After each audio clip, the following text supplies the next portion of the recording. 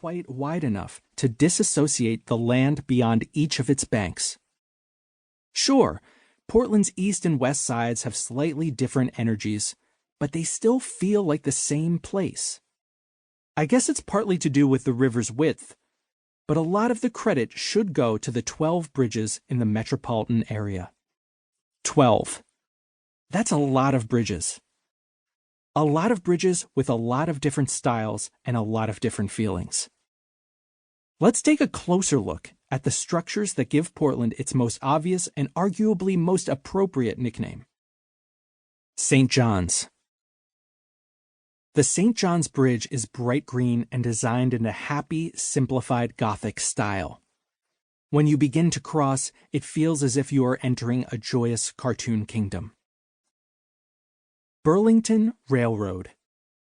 The Burlington Railroad Bridge is for trains only, so its stunningly close to downtown and low to the river views are exclusively the purview of Amtrak riders and freight train hoppers. Fremont. The Fremont Bridge looks like the trajectory of a skipping stone. Broadway.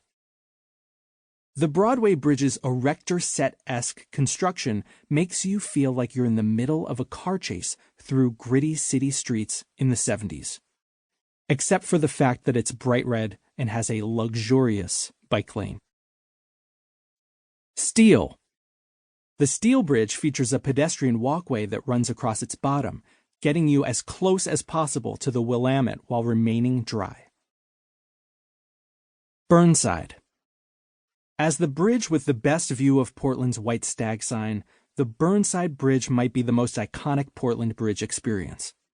Plus, when a boat has to pass, the bridge opens and you see the street rise 90 degrees in front of your face. Others do that too, but somehow not quite as fantastically. Morrison. The Morrison Bridge has options. This isn't a simple couple of lanes that goes from one side of the river to the other. Want to get on the 5? How about Belmont? Or maybe Southeast Water Avenue? Maybe Southwest Washington is your speed. And if it's not, there's always Pacific Highway West. No matter what, this bridge has you covered. Hawthorne. The Hawthorne Bridge has two kinds of lanes. The inside lanes are paved and give you a perfectly smooth ride.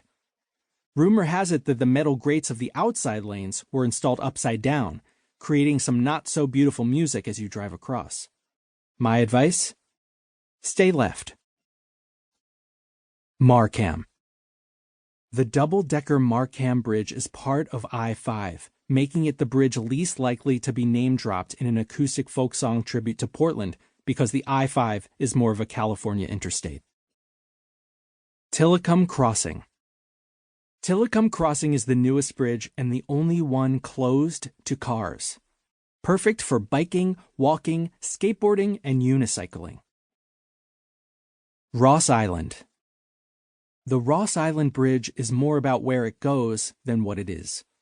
Head east and you'll hit Mount Hood. Head west and you'll hit the coast. Selwood.